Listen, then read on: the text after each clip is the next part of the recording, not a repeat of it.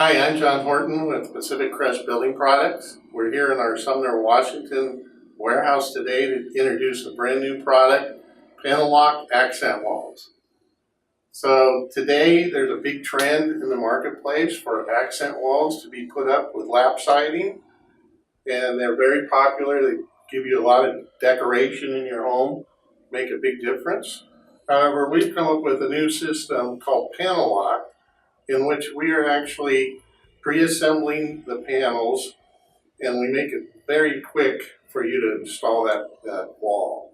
So we're saving you a lot of time and effort, and we're going to show you that today. So our panel-lok walls are actually they're assembled like I said. We have a lip on both sides so that they lock together. They're 2 foot by 4 foot panels. We offer several different colors and 2 different woods.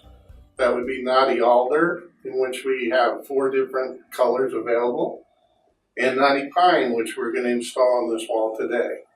The knotty pine comes in 5 different colors, including a mixed panel like you're seeing here. This wall is actually 13 feet wide and 9 feet tall, and it will take just 16 of our panels to put up, as compared to putting up 250 individual boards if you were using typical shiplap.